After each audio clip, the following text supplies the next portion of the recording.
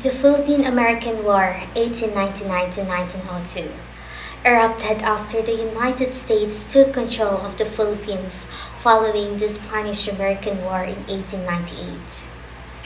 Despite the Filipino forces declaring independence from Spain, the U.S. imposed its authority over the archipelago, which led to a bloody conflict.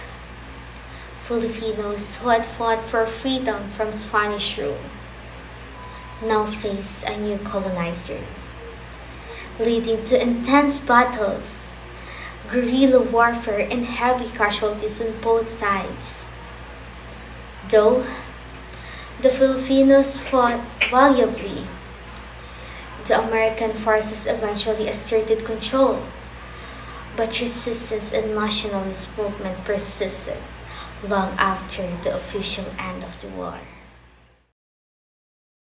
Noong 1898, matapos ang Spanish-American War, dumating ang mga Amerikano sa ating lupa. Dala ang pangakong bagong pamahalaan, ngunit sa likod nito, isang bagong pwersang mapang-api ang bumalot sa ating bayan. Ngunit hindi tayo nagpatinag.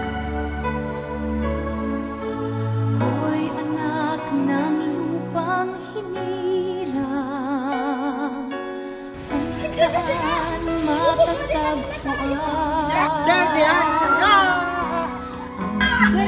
ng perlas ng silangan, nagniningning sa buong kapuluan. Taglay ko ang hiwaga ng silangan, saan mang bayan o lungsod, maging timog, hilaga at kanluran, ang Pilipino ay namumukod.